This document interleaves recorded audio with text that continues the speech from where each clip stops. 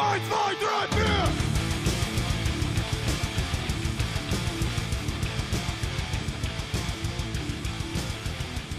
the Riffs! Hey, I'm Big Will Johnson, and this is Carmela. And welcome to From the Riffs. Today we're going to be talking about After the Bomb, and this one is kind of special to me because I am a TMNT fan, and After the Bomb was actually developed as a source book to accompany the Teenage Mutant Ninja Turtles franchise when Kevin had the rights to it.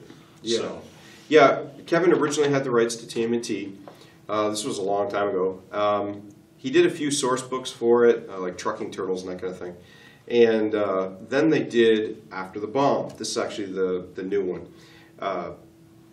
They did that in like 1985.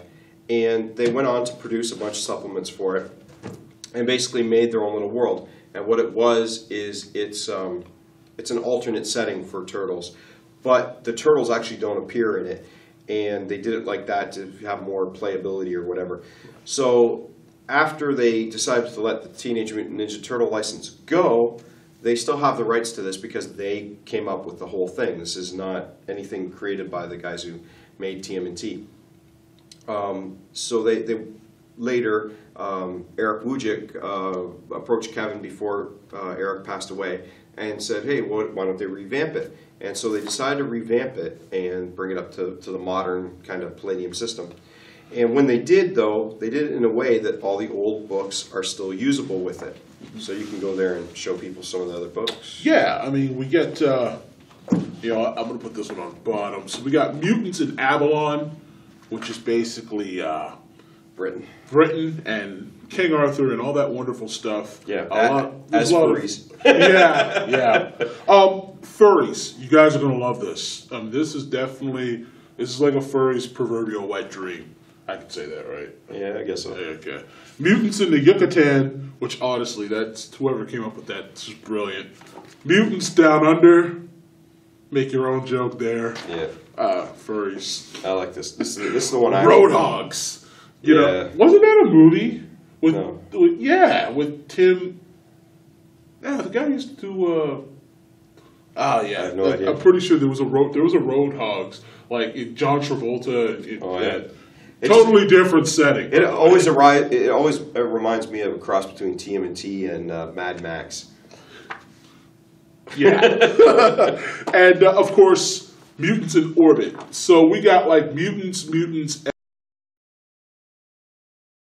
all doing their thing. So what it comes down to is if you enjoy, the idea of playing an anthropomorphic character or creature, the creation system in this is going to be ideal for you.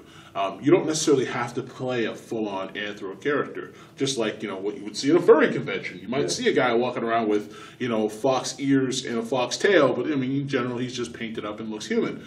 You can actually have a character like that, or you can have just some slight characteristics of an animal and still be human.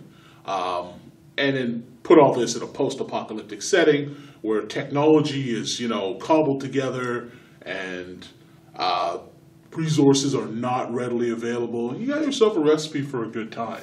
Yeah, the update that he did, basically, you can play like regular animals in it. And like you were saying, you can play a human if you wanted to. You can actually play a human and you can like evolve him or devolve him. So he's not like a regular person. You could play things called genetic chimeras, where they take traits from multiple animals and becomes one. You can play pure breed, which is like the one I keep using as an example is the pleasure bunny. It's made for one purpose. And you can also play these weird things called genetic throwbacks. Well, the one they got in here is it's a throwback of a chicken that becomes an Allosaurus. That's awesome. So it's like the dinosaur traits in a chicken. I like that. That's I'm just thinking, like, it's like you get chicken and somehow you get a dinosaur out of that.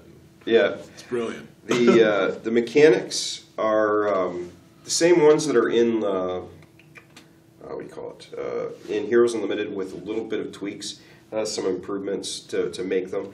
They're based on BioE points, just like in Heroes. and you basically take the points and you start with the starter animal, and then you kind of build it whatever way you want. So if you want to retain some of his animal abilities, you can. If you want to make him look completely human, you can. If you want to give him animal psionics, you can. There's no magic. It's not a magical world, but it is very much a parallel Rift's Earth. Like even this book here has both the Rift's version and the After the Bomb version of the history of what happens in orbit, and it's got like a dual set of stats for all the stuff in it. So the mutants will have the SDC stats and the MDC stats. Same with the equipment and vehicles and stuff. So that's pretty cool. Plus it got really great glitter boys. Oh, what was I going to say? I forget. Go ahead. Well, I know that one of the comments you had made to me before we started filming was that you found that some of the, in the main book, you found that it tended to be a tad bit childish. Yeah. When you compare it to Riffs Teenage and Mutant Ninja Turtles originally, because TMNT was kind of a darker, edge to it. I think maybe that may have been to capitalize on TMNT as it was in the mid-90s kind of deal, yeah, where it was a little more kid-friendly. I don't know. That's just my own personal thinking, but you know, it's a post-apocalyptic world. It should be kind of dark and gritty and hard to manage, even if you are a mutant rhinoceros or you know. Yeah. Yes, you can play a mutant rhinoceros, which shouldn't be a surprise to you because you can also play a dinosaur. So yeah. Yeah, I mean, for games, I would say this is probably the easiest one if you want to get a kid into. If you want, like when my daughter originally wanted to learn how to play, it was with the first version of this one that I showed her how to play Palladium systems. But again, you can play a darker setting. Like in here, there's the big bad guy is the Empire of Humanity, which basically is, you know, like a Nazi type state who you know, abuse and enslave the animals. But most of the world is actually animals, which is kind of odd. It's kind of odd that they can abuse them if they're, you know, surrounded by them. But anyway, I didn't write it, and they're the ones that have tech. They actually have some real tech, like robots and stuff. Other than that, my brain is frying. I mean, it's definitely good, especially even if you're just looking to build a mutant for maybe another campaign.